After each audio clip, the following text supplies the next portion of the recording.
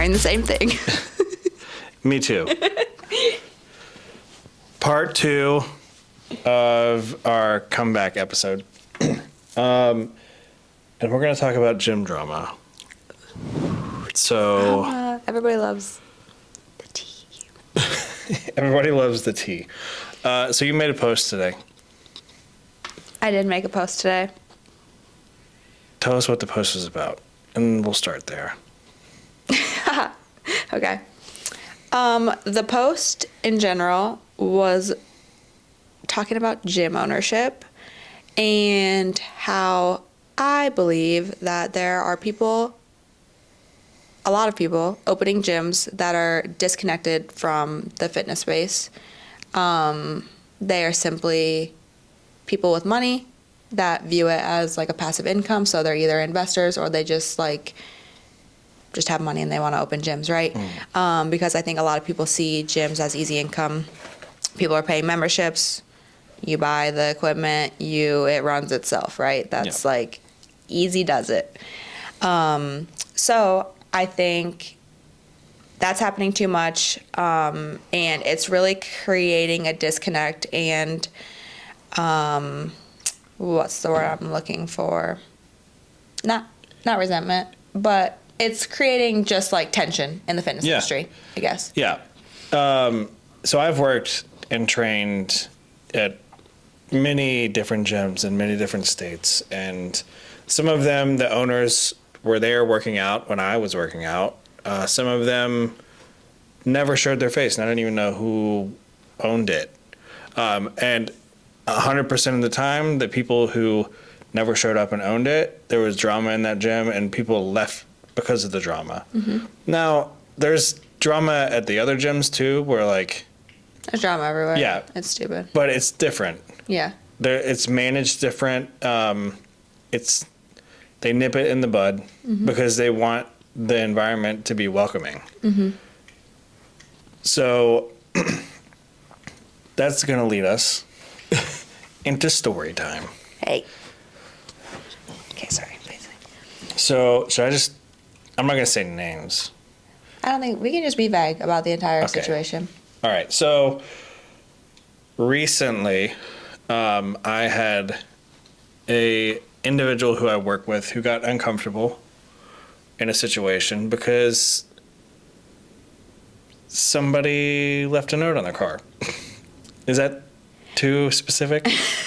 No, I think basically what it comes down to is, okay, so you have a power lifter, right? Just say you have a power lifter. This is very like situational. Yeah. Hypothetically speaking, we're at a powerlifting gym, right? We're not in this situation, but just say we are. You hear people grunting in a gym. They're making noises. You're lifting. Everyone's working out, minding their own business. There should be no issues here. Yeah. Everybody's doing their own thing. Everybody's doing their own thing, right? If you're in a gym working out and you hear somebody in the gym pushing through their last rep, being loud, whatever they need to do, nobody gives a shit, right? Ideally, that's how that situation would go down. That's not how the situation went down in this circumstance. You know what? I'm going to say the facts. This is what happened. No names are going to be mentioned, but I'm going to put things into perspective for people. Oh, that's because this needs to happen. I think we should do that. So I trained somebody who had a note left on their car. This is somebody who comes in the gym at a very dead time, the middle of the day when nobody's in the gym, because she doesn't want to work out around other people, which is normal for females, no offense, who are trying to just get comfortable in the gym. So this individual had a note on her car telling her to stop making noises when she works out. So she works out with me all the time, every time. And fast forward, I spoke with management. Management was going to help us get down to, who left the note so we can all meet and talk it out and just nip it in the bud and everybody's comfortable and we move on. Nothing was said about apologies or anything. We just wanted to figure it out so we can move on and get perspectives on it. So immediately after I have a meeting with management, I was told that management could no longer talk to me about the situation anymore. So that person got a little bit uncomfortable, the person who had the note on their car. Mind you, Within reason. Within a lot of reason, I actually am still, to this moment, right now, as we're making this video, am still more mad about the person that we're talking about. Like, I'm more mad about the situation for her. She handled this entire situation very gracefully and humbly. And is humbly a word? Humbly? Very, with humility. With humility. However, whatever. That's the correct one to say. She handled it much better than I would have handled it. Yes. And you can keep going, then I'll chime in. I have a lot of the things I want to say, I feel like. So I wanted to make sure that this person who I work with felt comfortable when they worked out. Obviously, they're not going to feel comfortable in this gym anymore. So I found her a new gym. I then have other clients who find out that I'm moving gyms. And did we mention the part that at this point we know who wrote the note? Well, we don't. We don't know yet. No, we don't. We don't, yes. But at this point, management knows who wrote the note because they saw it on the camera. But will not. But refuse to tell me or my client who did it. So it's known who did it. Also, pause. Also note that we don't know who wrote this note, so we don't know male, female, whatever. Yes. And so, mind you, all like facts or opinions or whatever aside, somebody went out of their way to put a note on this lady's car.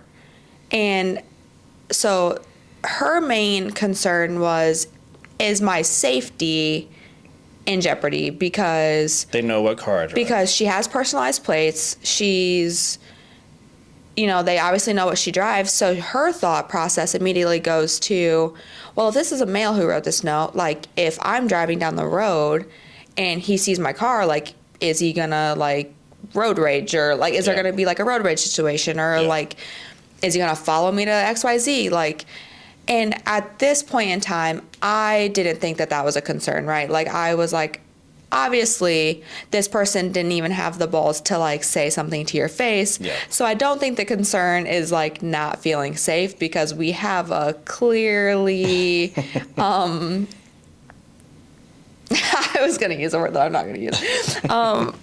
But I don't think safety is an issue. But that's not the point. The point is that she didn't feel safe. And, like, we can't discredit that. We can't, in any feeling, like, you can't discredit the person's feelings at all. At all. And about the entire situation. I also want to mention that, like, this could happen to her. This could happen to my client who I train, who's 16 years old, who would, her view of the gym would be completely shattered. Mm-hmm. My 65-year-old client, who would have just peaced out if that would have happened, I would have probably never heard from her again. Mm-hmm.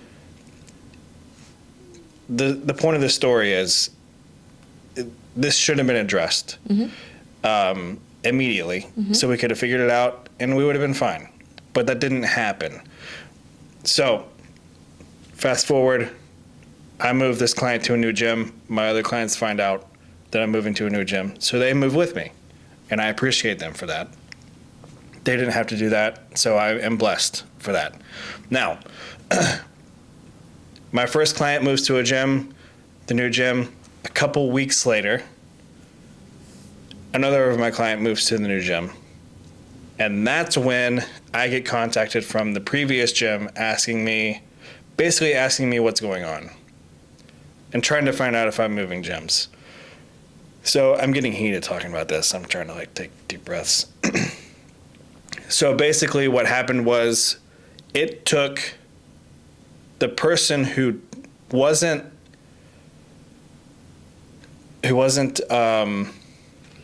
pointed out at the beginning. It took somebody else to leave for them to be concerned. Yeah. So I think the problem here is that the person that this issue happened to left the gym and they didn't bat an eye, because in their head, they're like, oh, she probably left the gym because of this situation, right? Which that's not how that should be handled. That should be handled immediately by people who care about their members and the way people feel at their gym.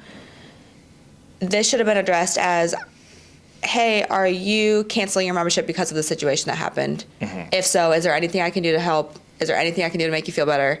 Exactly. What can we do to Every member is important. Yeah, but like you said, it took another member leaving for them to be like, are we gonna lose many people over this? Yes. Like how big of an effect is this actually making? When the point is that it should have been addressed when the person that it actually happened to left to begin with. Exactly. And that's when a first apology should have been distributed. Right. I don't know if distributed is the right word for that. Sent, said something. So moving on, I have my clients moving to a new gym. The manager reaches out to me because she sees that more of my clients are moving to another gym. And I tell her, hey, this whole situation made a majority of my clients feel uncomfortable, so I had to relocate them. Sorry. Like, that's just what happened. I get no response after I say what happened. What I do get is an email from the person who wrote the note. I get an email, not my client. And it's a half-assed email at that. Yeah. It's very much not taking ownership. It's like I'm sorry, but... So the individual that wrote the email is a male. And basically saying that he felt, or that the noises that his client were making other people feel uncomfortable. So like he felt that it was his responsibility to say something. So it was like he didn't write, like it was basically like other people brought it to my attention, which nobody does that. It's not like all the members were walking around the gym like, hey, did you know, like... Keep in mind, there's like 5 people working. Yeah, like all of the members, like all 5 people, and his wife's one of them. So like that doesn't count. Yeah. Like you're one person. And so, and basically like I was doing it to like avoid problems. And that's another reason that... Swing and a miss on that one. Yeah, like, no kidding, but, like, that's also, like, something, the reason that it should have been addressed right away is because, like, had we have, like, all been able to just have an adult conversation, I say we all, I would have not been there, but I wish I could have been. I feel so involved, I'm, like, really am not, I'm just, like, mad on the out, like... Well, I mean, you're in the new gym now, too, so... Well, yeah, absolutely, but, like, I think... had you all been able to be like, hey, this is why, like, what you thought was wrong, and, like, just take accountability for that. But, like, you have to realize, like, your words, what you think your words are doing are, like, you might think you're saying it one way, or, like, you're, what's the word I'm looking for? You might think that the person receiving it is receiving it in a certain tone. Yes, exactly. And like a text message. Right. Like you can read it a certain way. That doesn't mean I'm going to interpret that way. Yeah, exactly. Yeah. We've figured that out. Yes, we have. Distance for a year. But no, and I just don't think that there's like any situation where the person that this happened to, like, didn't say these words to the actual person they hurt, for starters. Yes. And they still haven't. There still has not been a single apology to my client. I'll add that in there. Yeah. And I like have my mind is going in a million different directions about this entire topic because I think when I first heard about the issue, in my head I was like, you know what, like, at first, like, when you first mentioned it to me, I was like, that's stupid. Like, why would anybody do that, was, like, my first thought. And then I was like, whatever. Like, not a big deal, right? Mm-hmm. In my head, I was thinking of it, like, from, like, my own perspective, like, seems like not a big deal, whatever. Like, you've been in the gym for a while. Like, you get hate comments all the time from people. And like, maybe that's why. Like, I just, like, have thicker skin. Yeah, sure. And even then though, I would still be like, why is anybody pressed about the way that I work out? Like if somebody did leave a note on my car, obviously like I'm not as vocal when I lift, so like it wouldn't say that. But if somebody did have something to say about the way that I lifted, I would feel super self-conscious. Like I would feel insecure, especially not knowing who in the gym wrote that. Right, because then you're going to go in the gym the next day and be like wondering who's like, staring at me. oh, should I like tiptoe around this person? Like, oh, should I make sure I don't like, if somebody left a note on my car saying like, stop filming in the gym, I would probably like, I would leave the gym immediately because I'd be like, why does anybody care that much to like write a note on my car about me filming in the gym, you know? So I immediately was looking at it from my perspective. And so in my head, I was like, well, you know, not a huge deal. Well, then like as the day went on, I was replaying it in my head, and I just kept getting more and more mad. Because I know your client and she's like literally the sweetest lady ever on the planet. So I'm like, I already want to punch this person in the face for just like even like hurting her heart a little bit. And I think like the more that I thought about it, the more I'm like, you know what? Like this gym is known for people being intimidated by like the culture and the atmosphere. Like, and I was which once is that so person. weird. Like if you're like, that's the thing is like, you're not the gym who should have any type of intimidation. Right.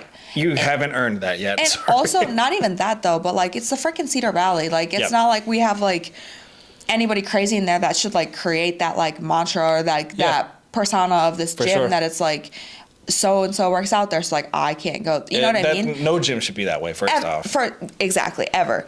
But like that was me. Like when I was in college, I was working out at Planet Fitness and like wanted to make the change to like that gym. But then I literally remember so many people being like, that gym's like pretty hardcore, like are you sure you want to go there? And I was so intimidated to go to that gym when I first went there. So like I was that person, and had this happened to me or something similar to this happen to me at that point in time, I mean, yeah, it would have definitely like changed the way I showed up if I showed up. Like, so I think that's like the biggest thing is I'm like, this happened to luckily the right person, but like you don't know who's receiving this message. You don't know what this person's dealing with behind closed doors. And like then we just opened another can of worms, right? Like stop like feeling like you're entitled to like say shit without thinking about what's going on in another person's life. Exactly. And everybody in this situation, besides us, obviously, because we're not like fucking shit. Shoot. We're not like closed-minded freaking idiots, but it's like, it's not hard to see something from somebody else's perspective. Like just like not be so closed-minded and egotistical that you can't like remove yourself from a situation like and just see it from somebody else's point of view. Because like it did, like it affected me in just like knowing the entire situation, but like it doesn't just affect her, but it affects you in so many different ways. Like I literally saw the way that it weighed on you behind closed doors. Like, are you making the right decision leaving a gym? Like you have other members who like they might not follow you, so like that's hard choosing like who to take, who to not take. Like am I losing people or whatever? And it's like there's something that seems so little is like another thing to like take away from this is like some people think that something so little is like not little to other people. And that's the point that I want to touch on is like this whole thing doesn't boil down to a sticky note. That's not what this is about at all. And my client will say the same thing. What this boils down to is the manner that it was handled from ownership first and management. Nothing happened, and it created a cascade of my first client moving to all of my clients moving, every single one of them, plus more people are and will be moving. And this is, the Cedar Valley has been super caring and amazing to me since I moved here. And this is the first instance that I've had since I moved here where I felt like an outcast, as weird as that sounds. And it has affected me behind closed doors. And I'm not saying that to ask for sympathy. But the person who wrote the note and the management and the ownership of that facility, just to let you know, if you're watching, the past 2 months have been a shit show for me and my clients.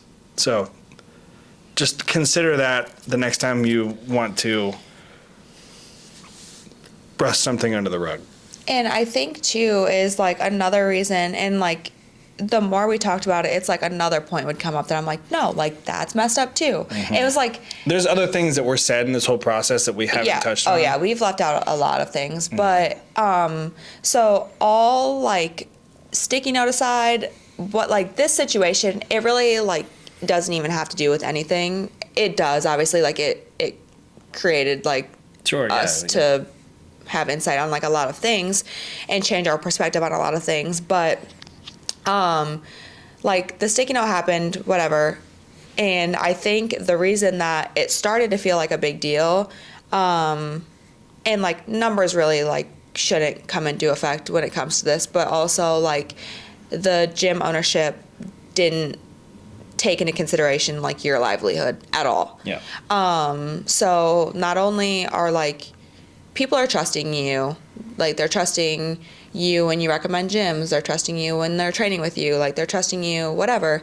And so like it's your job to go to bat for these people, and like you're not gonna sit around and take your customers to an environment where chances are like they could be being judged like while you're training them, and that's never a good feeling. So it's like, and like you said, like you trained multiple teenagers, right? Yeah. So or are training or trained teenagers, and it's like, what example are you setting if you're taking them to a gym or an environment that's toxic, and that's most likely going to deter them or put a bitter taste in their mouth to the industry and like make them never want to like get into that or whatever. It's like you, luckily, like we said, the note didn't keep your client like, it honestly like lit a fire under her ass. She was like, oh, hell yeah. Like I'm actually gonna take this and run with it.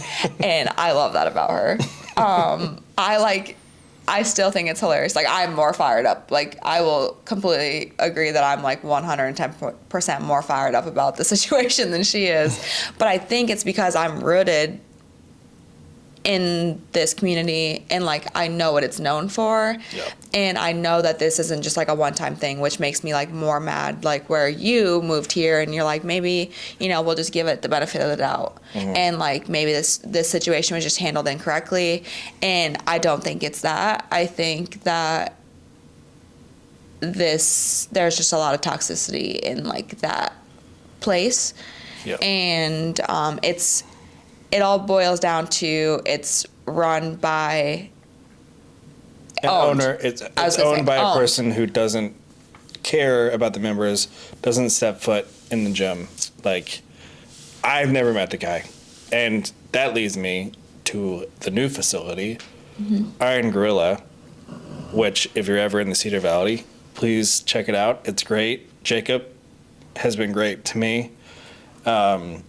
Our workouts have been so much better working there. We haven't ran into any issues there at all in the process. No, it's like every member that works out there, like we've talked to a lot of people. They're all like super supportive. They've come up and said hey to us and introduced themselves to us. Yeah, they're super great. This sounds really weird to say because I was going to talk a little bit about bodybuilding in general, but we won't do that this episode. But like I'm in a like super uncomfortable season right now. So like when you're at a facility that's like all judgment, I have like felt super uncomfortable there working out in like my season, like my bulking season. So like I hated working out there. Like I just felt weird. Like I just could feel like judgment. And I love this new facility because it's like known to be a powerlifter gym, right? Yeah. So like now I'm the weak bitch in the gym. So like I'm scared because all these bitches can put some weight up. And so I think it's just like it's so cool to be in an environment where people like they hype each other up. They have like groups where they all lift together and like fucking lift heavy shit together. Yeah. They're all very encouraging. I met one of the members, like she came and introduced herself to me at one of the events that I worked in. Like all just extremely like down to earth people. Like they'll go out of their way to message you and be like, hey, we're all like squatting, like come squat. It's just a very uplifting community. And I've noticed like myself, like when you take your feelings, like when you're able to like not worry about eyes on you, like your lifts just feel better. Like I feel very like just in my element there. And like whatever, I hate lifting in shorts, but like I'll lift in shorts because I'm like, I don't care, whatever. I just want to be one of the cool kids here. Like, I don't know. It's just something about the environment there. My lifts have been like amazing. Yeah, me too. And the environment and the culture of a gym is huge, and it will literally make or break someone's like love for fitness, which is like, it's such a crazy thing to me that I've never really like thought more into until like this very moment, because like how many people don't go to gyms because of like a shitty experience? And actually I googled that, so I know the answer. But when I was making that post today, like I was like actually looking at like real life statistics on like the amount of people that like literally don't go to gyms because of experiences like this, and not even like maybe they didn't directly experience it, but they know of somebody who did it, or they heard of situations like this. And it's like, that's so sad, because like fitness is literally the best addiction you can have. 100%. Like you might have, like, there's just so many different avenues like you could go with that. Like if somebody's not choosing to go work out or better themselves, like you might have, if you said something to somebody in a gym that deterred them from a gym, and now they're like,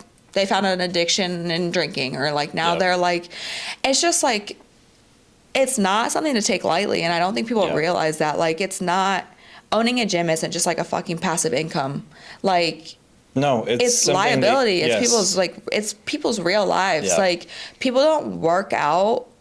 I mean, people do work out for fun, but 90% of the time, 99.9% of the time, right? Like something got somebody into a gym, right? They either finally got to a point where they were like sick of looking at themselves, or they like lost themselves in a heartbreak. They had a kid. They just got out of recovery. Got out of recovery. The traumatic experience. They like literally, there's rarely ever a good reason that somebody got into the gym. Yeah.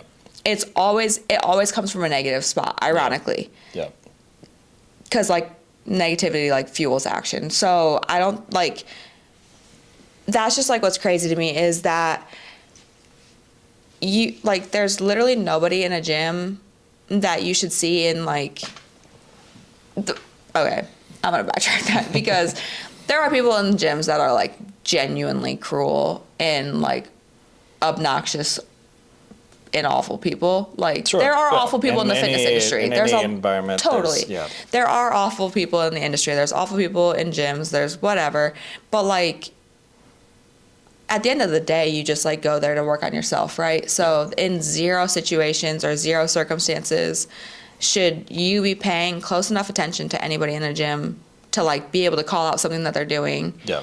Or like have anything to say about what they're doing. Like just do your thing and leave. Like unless someone is like coming up to you and like harassing you to your face, or like hurting you or anything, like at the end of the day, like as far as I'm concerned, or hurting themselves or yes, like putting themselves at risk for something. 100%. Yeah. Like, but outside of that, like what people do at a gym or don't do at a gym, who the frick cares? Yeah. Yep.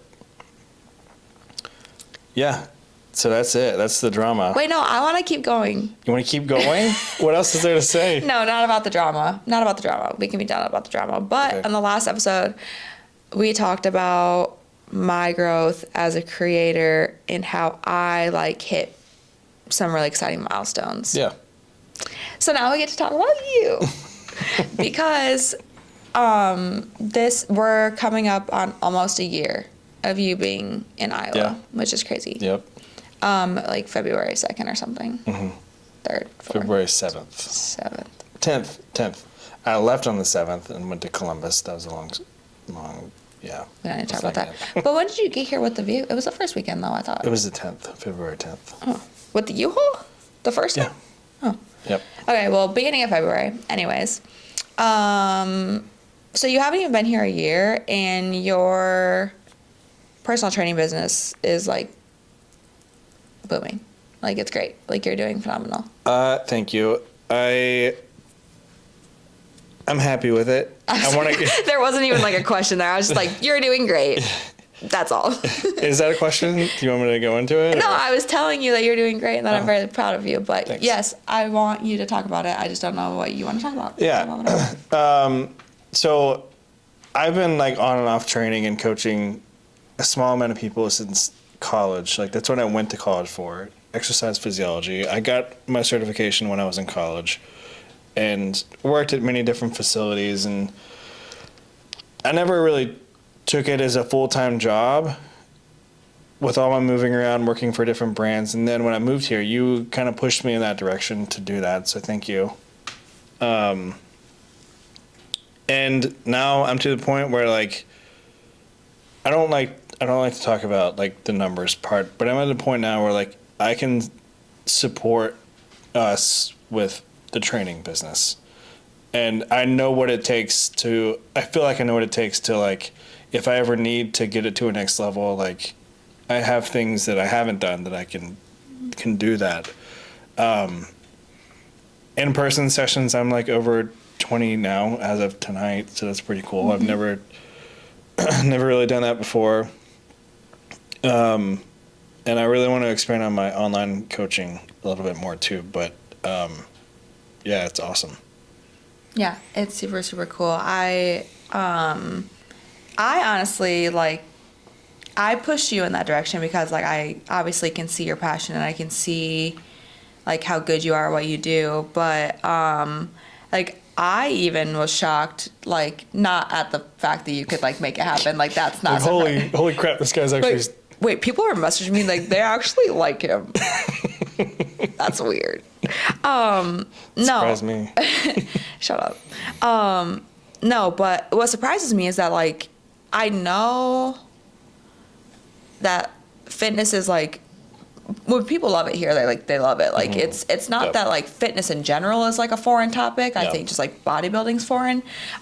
Fitness isn't. I just think that it's like not, people like are given gyms, subpar gyms. But like they don't necessarily know about like training. I don't think like one-on-one training isn't like that prevalent. So you bring it to the area, I was like, give it your best shot, my dude. But like honestly, I think it's just been super cool to like watch all of my people support you because they like are your ride or dies, and I think that's super, super cool. I'm waiting for her to knock over the camera. Basically. But it's been just like super cool to watch. Like you'll tell me like, hey, do you know like this person they just signed up for my coaching or whatever? And I'm like, what?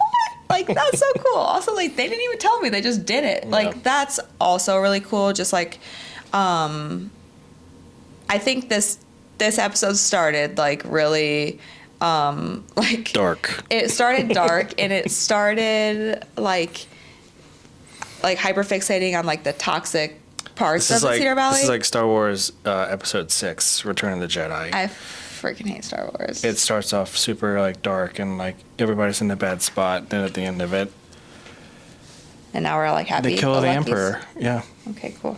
I hate Star Wars, so I'm gonna ignore that reference. But no, I do think that living in like a smaller community like what we live in like has its moments, obviously, like what we just talked about, and but I also need to like recognize that the community sense is like really cool and really supportive when it's supportive. Like it's really not when it's not, but for the most part,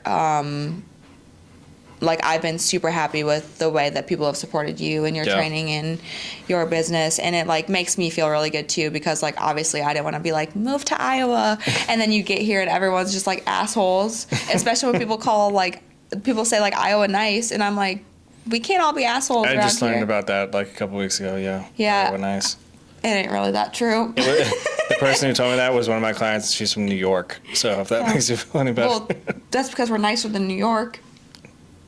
New York. Okay, there are select people from New York that are not nice. East Coast and they all people live in are- Florida. East Coast people are a different breed. They are They're for sure. wild. But this is just different life out there. Like it's like They're so blunt. fast paced that they don't have time to like. They're blunt. Yeah, they don't They're- have time for bullshit. They're Yeah. like, I gotta be there. I gotta be in. Yeah, it's whatever. But anyways, Iowa nice. I think it like does hold true. Like For anybody wondering what Iowa nice is when you come up and talk to somebody from Iowa and they act super nice, and it seems very genuine, but they're being fake. oh wait, that's what that means. That's what Iowa nice means. They're being fake nice. Oh my god, I'm just now learning this. I thought Iowa nice was like a genuine term. No, Like, I thought we were saying like not, like, genuinely fake. oh frick. There's a lot of that too. Yeah. Yeah, no, there's a lot of that too. I thought Iowa nice was like Midwestern like hospitality nice. No, Iowa nice is people who are nice to your face and are not nice behind your Oh, back. that's real life. Yeah, see, there you go. Okay, well, maybe I didn't want to use the word Iowa nice because now it's out of context. I mean, it kind of isn't out of context, but like, what I'm saying is that people have supported you. So like, Yes. the nice thing here is that when people, when people love things, like they will like ride Talk or about die it. and talk about it. Yeah. And so that's been super cool to witness. So I'm proud of you. Thanks. You're welcome. Well, like I said, you pushed me to do it. So Yeah, no, it wasn't I would much probably push. still be miserable doing the miserable things I was doing before. I'm not going to talk about that. But we're thriving right Nail now. stripping. Yes. Not much money in that in Iowa. No, unfortunately not. No, but I do want to touch on this, What? and this can be the last touch point. Oh no, I'm not. I'm scared when you like go rogue. It No, freaks me out because I don't. it's a good transition. So, in the next couple months, you and I will be in a facility in Denver, Yeah. Iowa, not Denver, Colorado. And it'll be really cool to be across the hall from you, and hopefully we won't be scratching at each other's throats. But your reflections will have one of the coolest spots in the state for cosmetic tattooing and fine line tattooing now. Yeah. Only Comment if you're for cool inquiries. enough. Comment for inquiries for tattoos. So we'll be able to be working in the same building, and I'm excited for that. Yeah, that'll be fun. I'm excited to. I don't know. I'm not training in Denver. I have an office in Denver. Yeah. Yeah. No, I think it was weird because I feel like 2025 was like, first off, feels like the longest and shortest year ever at the same time. But it was like a lot of, it was more of like the behind the scenes kind of work. Yeah. Like a lot of really cool things happened, but it was like a lot more of like becoming and doing the hard shit. And I think 2026 is like when a lot of that's going to come to fruition, and we're already kind of seeing that. I think in more ways than just that too. I think in more ways than just your reflections. Oh, and I think in all of the ways. I think, and we'll end this shortly, but I think in 2026 we're going to have a lot of opportunities for us to help the community out, get involved, and really meet more people. And Yeah, I think I want 2026 to like really be more about like connection, but also like creating something that like means something, right? So whether it be creating a space for people, whether it be just like bringing that more to my platform, but like Creating a human? nope, that's not the plan. Nice try. We have a human and she's a menace. You. Yeah. No, she's even worse than me. That's crazy. Creating all things but that. No, I think I just want it to feel like a year of impact, I guess. Like just doing something that means something. I think that should be a good goal for everybody. Yeah. 2026, the year for impact. That sounds so cheesy. Now It's always supposed to be cheesy. It's not even that serious. Like Coming in 2026. do something good, have some fun. Yeah. All right, I think that's a good cutoff there. We're at 41 minutes. Yeah. So, My back's starting to hurt. yeah, guys, thank you for watching. I want to end on the point that we're not looking for sympathy from anybody. We're not looking to call people out. We wanted to state facts. We wanted to inform people on how things should be approached. And we want to let you know that 2026 is the year for impact. So, Hey, hold on, I want to say things. okay, fine. We're going to be here for another 20 minutes. You thought we were done. Let's talk about something else. No, I'm just kidding. No, I wanted to kind of spin off of what you were saying because this isn't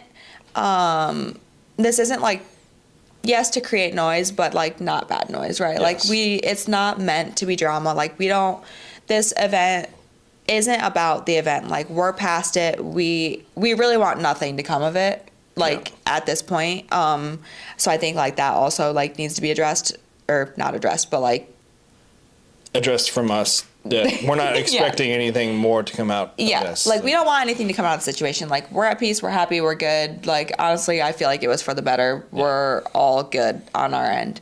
I think the biggest point from it is just like there's always more to like somebody, right? Yeah. I think thinking before you do things, just take yourself out of like in something that seems so small, maybe to you, but like to somebody else, it's not. So I think like the biggest lesson that like we were just really trying to make, or the biggest point that we were trying to make in this episode was like, it might be a bigger deal than you think, and just like think before you do shit because, yeah, it really could be a lot more serious than you think. Ironically, we say it's not that serious, but like that is actually serious because, especially like in social media, we talked about like the comments I get and stuff, and like whatever, like I built myself to take those comments and like learn to like brush them under the rug. But there are people who like can't do that, are like literally unable to do that.